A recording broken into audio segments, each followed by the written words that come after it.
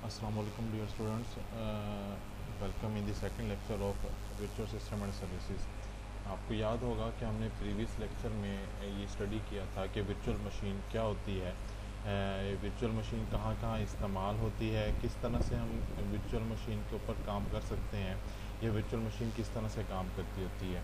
उसके अलावा हमने ये भी स्टडी किया था कि हम ये किस तरह से मल्टीपल ऑपरेटिंग सिस्टम जो है वो एक ही सिंगल मशीन के ऊपर वर्चुअल मशीन के थ्रू, मतलब वर्चुअल VMware हार्डवेयर के सॉफ्टवेयर के थ्रू किस तरह से हम रन कर सकते हैं मल्टीपल ऑपरेटिंग सिस्टम एक सिंगल मशीन पे। उसके अलावा हमने VM के प्रोज एंड कॉन्स को स्टडी किया था और टाइप्स को स्टडी किया था। सो आज का जो हमारा लेक्चर है उसमें हम वर्चुअलाइजेशन को स्टडी करेंगे कि वर्चुअलाइजेशन क्या होती है और हम वर्चुअलाइजेशन किन किन चीज़ों पे अप्लाई कर सकते हैं, इसकी टाइप्स कौन कौन सी हैं, हाइपरवाइजर्स क्या होते हैं, ESX क्या होते हैं, ESXi क्या होते हैं। तो आज के लेक्चर में हम इन चीज़ों को स्टडी करेंगे। तो स्टार्ट करते हैं अपना लेक्चर वर्चुअलाइजेशन से।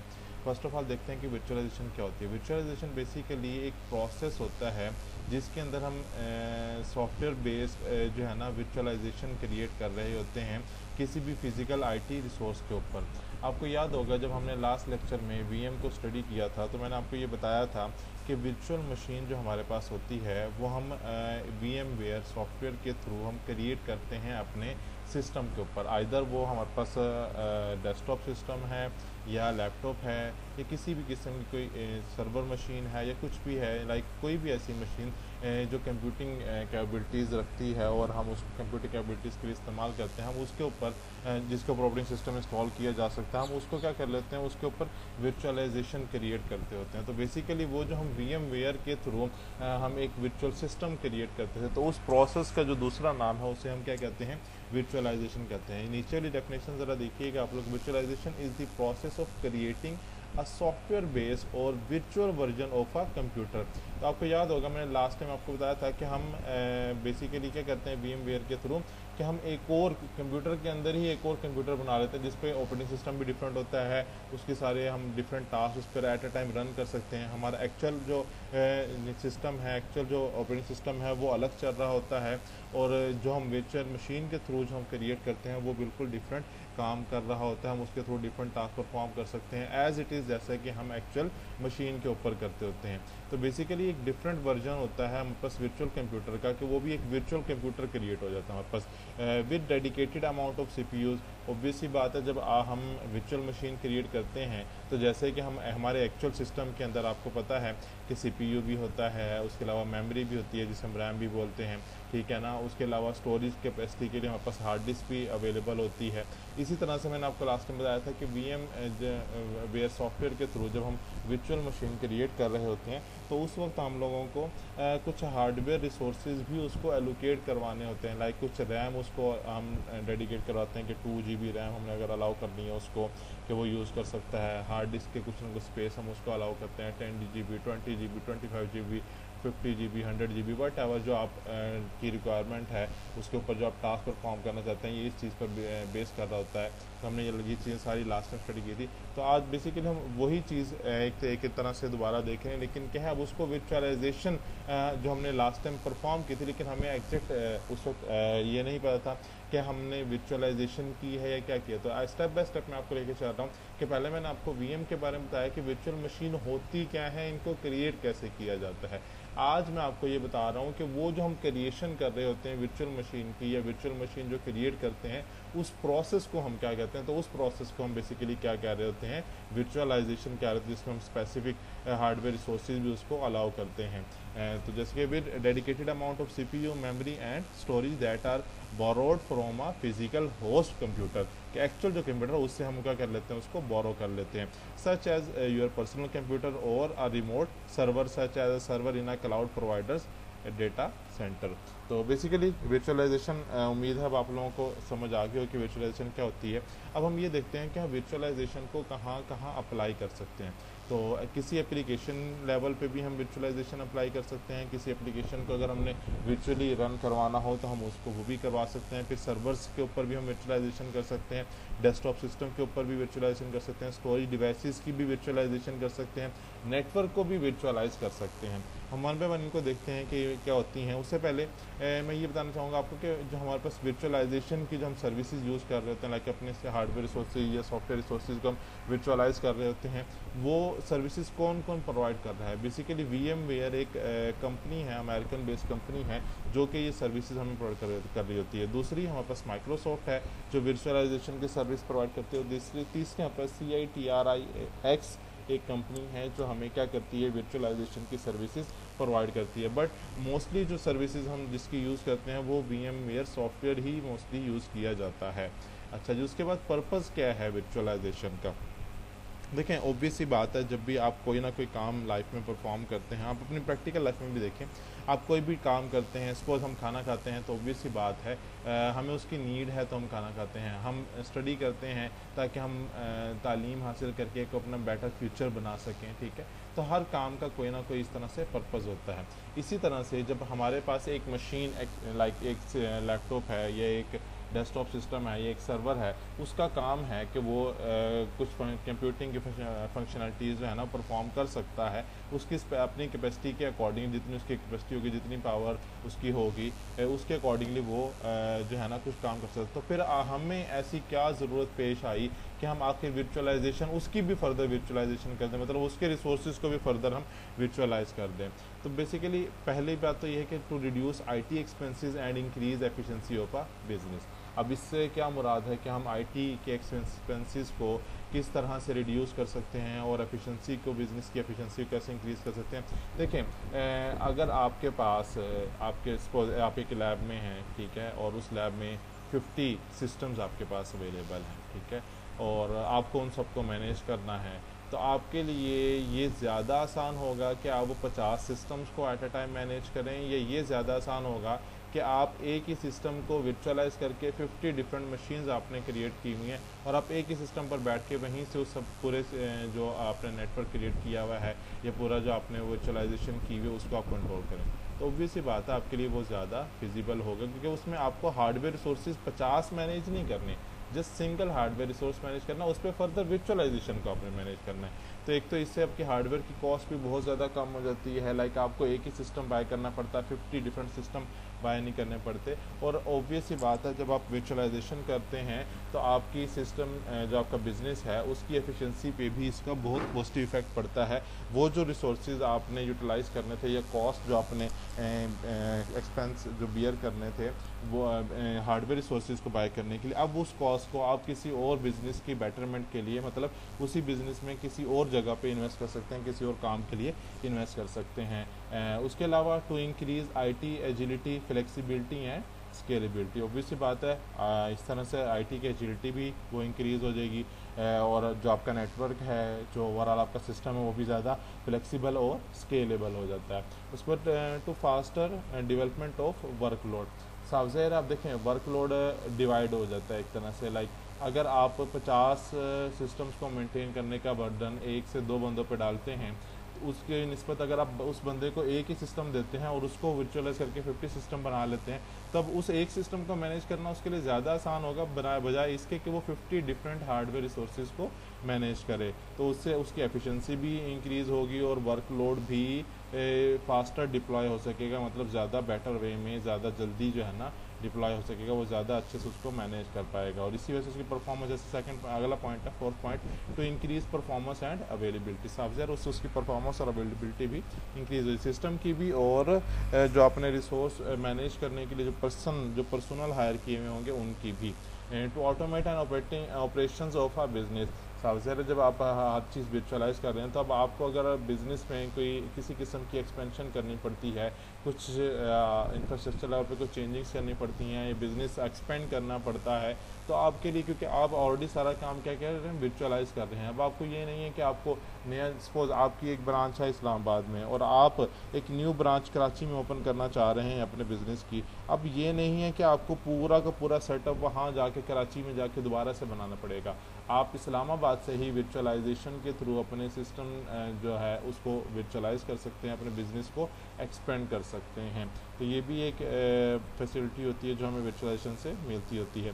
To help and simplify IT management, साफ ज़ाहिर है कि आईटी मैनेजमेंट के टास्क भी हैं वो सिंप्लीफाई हो जाते हैं और उसमें भी काफ़ी हेल्प मिलती है। To reduce capital and operating cost of a system, ये बात मैं आपको पहले बता चुका हूँ कि हमारी ओवरऑल जो कॉस्ट है वो रिड्यूस हो जाती है जब हम वर्चुअलाइजेशन कर देते हैं।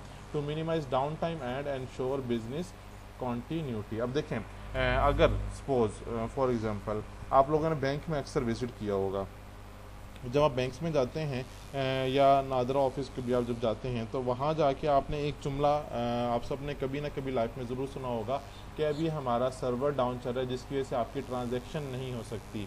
या नादरा ऑफिस अगर आप आईडी कार्ड वगैरह के लिए किसी काम के लिए गए हों तो आपने ये जुमला ज़रूर सुना होगा कि अभी सर्वर डाउन है जिसकी वजह से अभी जो है ना वो आपका की रिक्वेस्ट जो है ना प्रोसीड नहीं हो सकती, या अभी ये आपको थोड़ी देर वेट करना होगा। ठीक है, तो वो बेसिकली क्या होता है, वो डाउन टाइम चल रहा होता है। सम टाइम ये होता है कि वो सर्वर की मेंटेनेंस कर रहे होते हैं, या सम टाइम ये भी होता है कि जो है ना कोई हार्डवेयर में या सॉफ्टवेयर में कोई फेलियर आ जाता है जिसकी वजह से वो जो है ना सिस्टम ओवरऑल जो है ना वो काम नहीं कर रहा होता है, या फंक्शनैलिटी में कोई ना कोई इशू आ रहा होता है कि कोई भी प्रॉब्लम इस किस्म की टेक्निकल हो सकती है। तो उस दौरान आपका सिस्टम जो है ना वो डाउन हो जाता है, वो उस तरह से काम ना आप लाइक रिक्वेस्ट कर रहे होते हैं, या आप लोगों ने रिज़ल्ट जब आप लोग लाइक मैट्रिक का एफएससी का आप लोगों का रिज़ल्ट लाइफ में आया होगा तो आप लोगों को याद होगा जिस दिन रिज़ल्ट आता है उस दिन वेबसाइट ओपन नहीं हो रही होती, उसमें प्रॉब्लम्स फेस करनी पड़ रही होती हैं आपको। तो उसकी रीज़न क्या होती है, बेसिकली ओवरलोड हो जाती है जो वेबसाइट है वहाँ पे ट्रैफिक बहुत ज़्यादा आ रही होती है, इतनी ट्रैफिक को सपोर्ट करने की कैपेसिटी सपोज उस वेबसाइट की नहीं होती, तो जिसकी वजह से फिर आपको परेशानी का सामना करना पड़ता है। तो बेसिकली वो क्या चल रहा होता है, सर्वर का या सिस्टम का डाउन टाइम चल रहा होता है। तो हम बेसिक अगर हमें सपोज खुदा ना खास्ता कोई सर्वर या किसी सिस्टम में कोई सॉफ्टवेयर फेलियर आ गया है जिसकी वजह से वो सही तरह से काम नहीं कर रहा, तो हम क्या कर सकते हैं, बैकअप को फौरी तौर पे रिस्टोर करके पूरे के पूरे सिस्टम को दोबारा फंक्शनल कर सकते हैं, बजाय इसके कि हम 50 डिफरेंट सिस्टम रखें और हर एक डिस्टेंस सिस्टम को जाके चेक करें कि कहाँ पे फेलियर आया है, किस में आया है। तो उसमें हमारा टाइम भी ज़्यादा कंज्यूम होगा और डाउन टाइम भी क्या होगा, इंक्रीज़ हो जाएगा, जिसकी वजह से बिज़नेस को बहुत ज़्यादा लॉस हो सकता है। तो उससे अवॉइड करने के लिए हमारे पास एक बेस्ट सोल्यूशन है कि हम वर्चुअलाइजेशन परफॉर्म करें। उसके बाद हमारे पास टाइप्स ऑफ वर्चुअलाइजेशन आती हैं, जैसे कि आपके सामने लिखा हुआ है कि 5 टाइप्स हमारे पास जो है ना वर्चुअलाइजेशन की होती हैं। नंबर 1 हमारे पास होती है हार्डवेयर वर्चुअलाइजेशन। अब देखें नाम से ही जाहिर है कि हार्डवेयर वर्चुअलाइजेशन क्या होगी। ऐसी वर्चुअलाइजेशन जिसमें हम अपने हार्डवेयर के रिसोर्सेज को वर्चुअलाइज करते हैं। मिसाल के तौर पे आप लोग जब बैंक्स में जाते हैं तो बैंक्स में कैशियर के पास जो आपका आपने अक्सर सिस्टम पड़ा हुआ देखा होगा, आपको शायद इसका आइडिया ना हो कि उस सिस्टम के अंदर सम टाइम्स, हमेशा नहीं मतलब मेजॉरिटी ऑफ द टाइम, उस सिस्टम के अंदर हार्ड डिस्क की कैपेसिटी नहीं होती, मतलब हार्ड अवेलेबल नहीं होती, और सम टाइम ये भी होता है कि रैम भी मौजूद नहीं होती। कि जब वो सिस्टम लिए जाते हैं तो वो सर्वर के थ्रू जब कनेक्ट करते हैं, उनकी कॉन्फ़िगरेशंस होती हैं, इंस्टॉलेशंस होती हैं, तो उस टाइम पर वो क्या करते हैं, हार्डवेयर को वर्चुअलाइज करते हैं। क्या हार्डवेयर जो होता है, जो हार्ड स्पेस मतलब जहाँ पे डेटा स्टोर होना होता है, वो जाके सर्वर पे और होता है, ना कि आपके एक्चुअल सिस्टम के ऊपर जिसके ऊपर आप बैठ के काम कर रहे होते हैं उसके अंदर नहीं। तो ये से हम कहते हैं हार्डवेयर वर्चुअलाइजेशन। इस तरह सॉफ्टवेयर वर्चुअलाइजेशन होती है। आप लोगों ने गूगल की एक सर्विस यूज़ की होगी गूगल कोलैब के नाम से। अब वो क्या है, बेसिकली वो हार्डवेयर और सॉफ्टवेयर दोनों को वर्चुअलाइज कर रहे हैं एक तरह से। तो देखिए मैं यहाँ पे सपोज मैं यूनिवर्सिटी में बैठा हुआ हूँ, और यूनिवर्सिटी में बैठ के सपोज मैं क्या कर रहा हूँ, मुझे कुछ कोड रन करना है। उस कोड को रन करने के लिए मुझे जीपीयू की ज़रूरत है, लेकिन मेरे पास सपोज जीपीयू की फैसिलिटी अवेलेबल नहीं है। जीपीयू आप लोगों का आइडिया होगा कि हाई प्रोसेसिंग कैपेबिलिटी रखता है बनस्बत हमारे नॉर्मल सीपीयूज़ के। तो जीपीयू की जो पावर प्रोसेसिंग कैपेसिटी होती है वो आम प्रोसेसर के नस्बत बहुत ज़्यादा होती है। तो अब जीपीयू आपको रिक्वायर्ड है। अब आप क्या करेंगे, मतलब आपको एक कोड रन करना है। सपोज आपने ना इमेजेस के ऊपर प्री प्रोसेसिंग अप्लाई करनी है, और इमेजेस का जो डेटा सेट है वो ऑलमोस्ट आपके पास 10 to 50 GB का डेटा सेट है।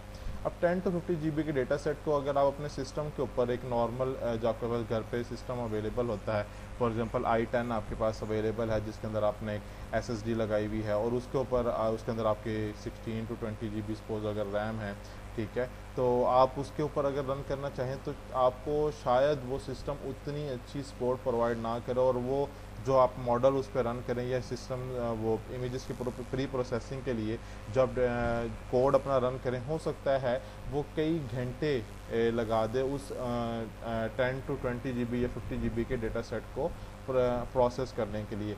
बजाय इसके कि आप अपने और हो सकता है कि आपका सिस्टम भी ख़राब हो जाए, तो बजाय इसके कि हम अपने सिस्टम को उसके लिए इस्तेमाल करें, हम क्या करते हैं, ऑनलाइन गूगल कोलैब की सर्विसेज यूज़ करते हैं और वहाँ पर जाके अपना जो है ना साइन अप करते हैं। साइन अप करके हम वहाँ पे अपना कोड राइट अप करके डेटा सेट को हम अपने ड्राइव पे अपलोड करके तो वहाँ पे रन करते हैं। जैसे हम वहाँ पे अपने डेटा सेट को रन करेंगे तो अब वो जो टास्क हमारे पास कई घंटों में परफॉर्म होना था, अब वो टास्क सपोज हमारे सिस्टम पे उस टास्क को परफॉर्म करने में 10 to 20 आवर्स अगर लग रहे हैं, तो वहाँ पे गूगल कोलैब की सर्विसेज को हम इस्तेमाल करते हुए अगर हमारे पास अच्छी इंटरनेट स्पीड है तो हम वो task easily with in 1 to 2 hours जो है ना वो परफॉर्म कर सकते हैं। तो देखें कितनी ज़्यादा कि हमारे पास प्रोसेसिंग पावर इंक्रीज़ होगी।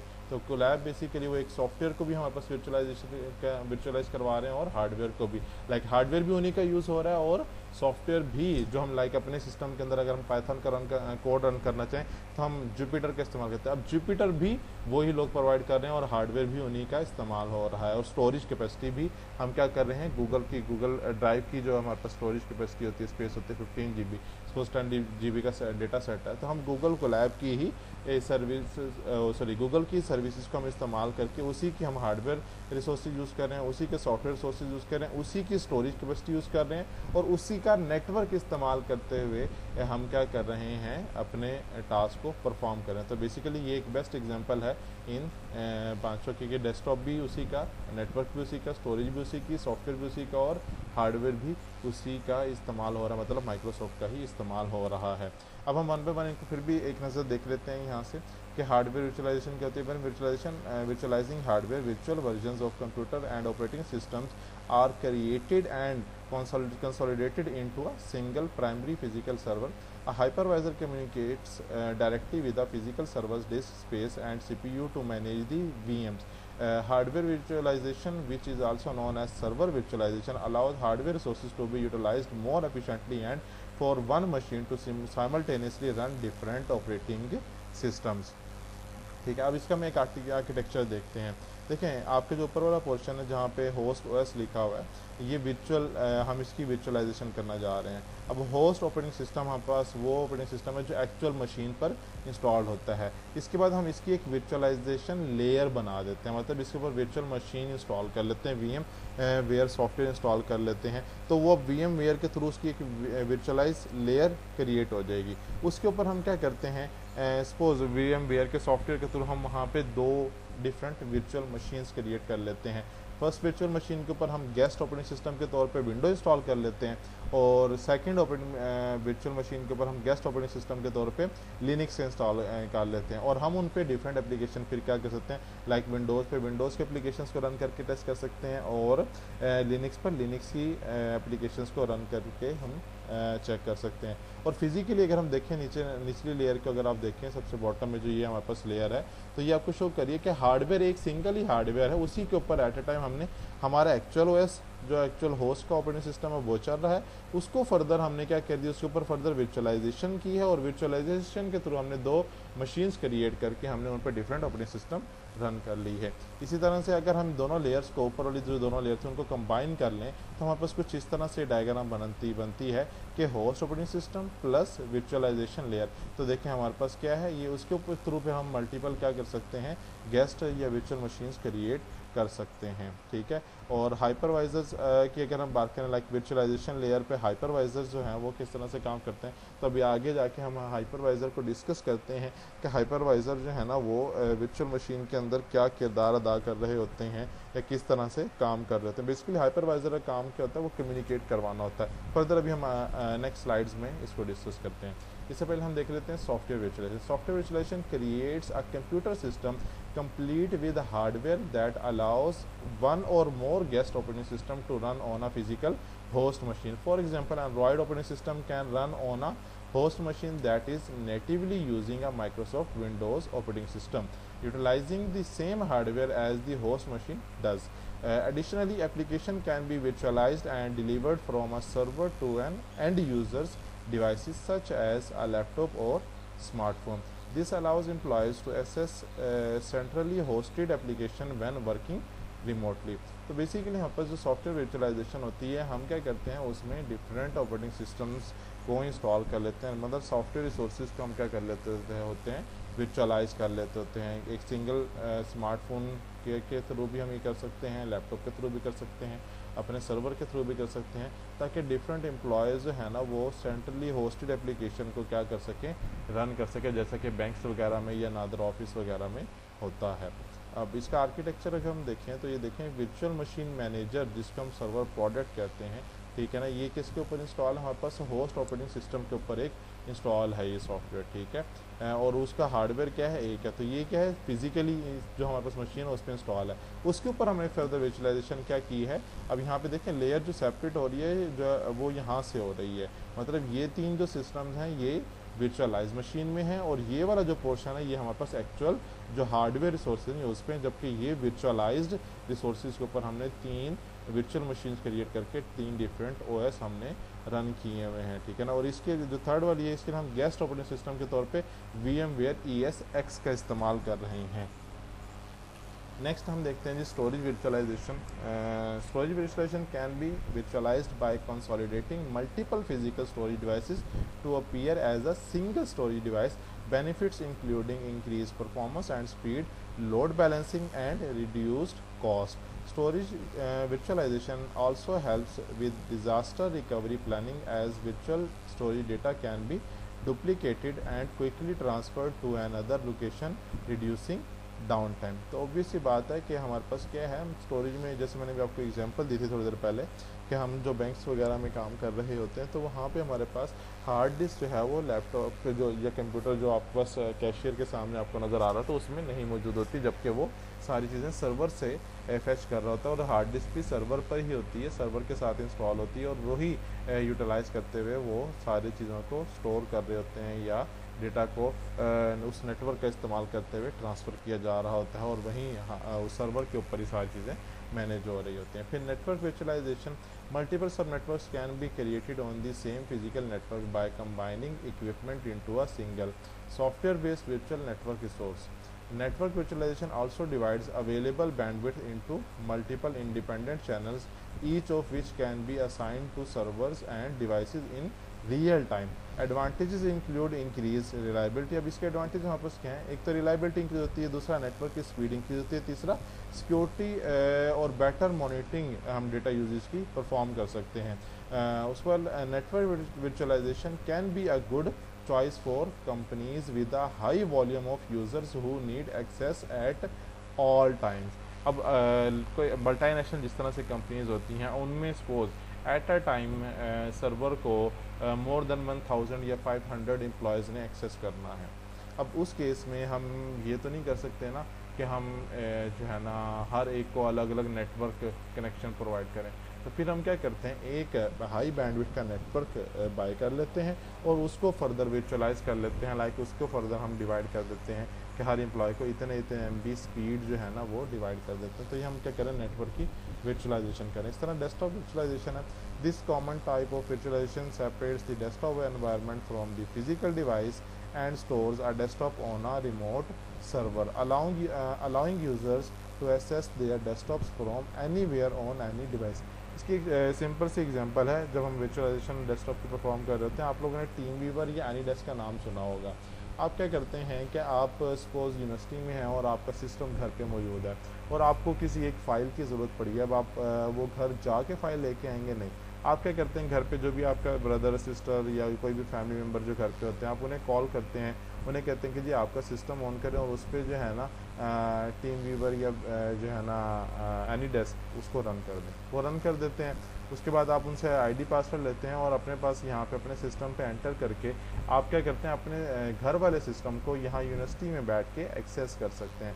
उसके थ्रू अब आप क्या करते होते हैं, अब आपको जो फाइल चाहिए थी अब आप वहाँ से वो फाइल कॉपी करते हैं और अपने पास जिस सिस्टम से आप यहाँ से उसको एक्सेस कर रहे हैं उस सिस्टम में अपने पास कॉपी करके पेस्ट कर लेते हैं। उससे अब आपको फ़ाइल यहाँ बैठे बैठे अवेलेबल होगी, बजाय इसके कि आप घर जाके अपना सिस्टम ऑन करते और वहाँ से वो फाइल कॉपी करके किसी यूएसबी के अंदर या किसी हार्ड ड्राइव के अंदर कॉपी करके यहाँ वापस कैरी करके लाते। तो आपके लिए एक फैसिलिटी, तो इससे आपकी सिक्योरिटी भी बढ़ जाती है, कॉस्ट सेविंग कॉस्ट भी बढ़ जाती है।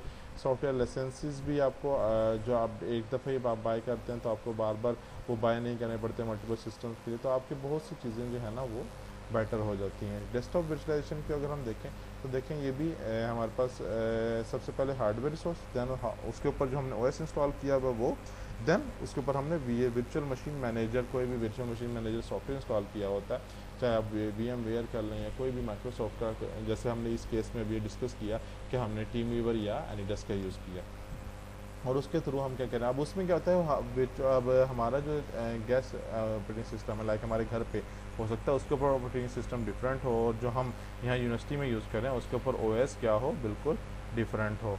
दोनों केसेस में फिर हमारे पास क्या होता है, हम उसको वर्चुअली यूटिलाइज कर सकते हैं, यूज़ कर सकते हैं। अच्छा जी, अब हाइपरवाइज़र क्या होते हैं।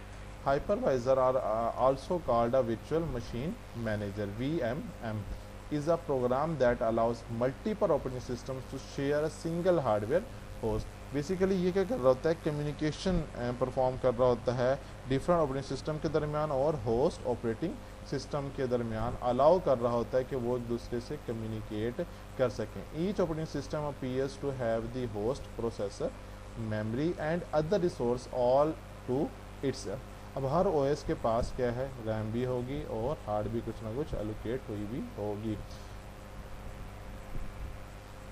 However, the hypervisor is actually controlling the host processor and resource. Basically वो क्या कर रहा होता है, जो होस्ट ऑपरेटिंग सिस्टम हमारे पास होता है उसके प्रोसेसर को और उसके रिसोर्सेज को कंट्रोल कर रहा होता है, allocating what is needed to each operating system, ये देखते हुए कि हर ऑपरेटिंग सिस्टम को क्या क्या ज़रूरत है, in turn and making sure that the guest operating system called virtual machines can not disrupt each other.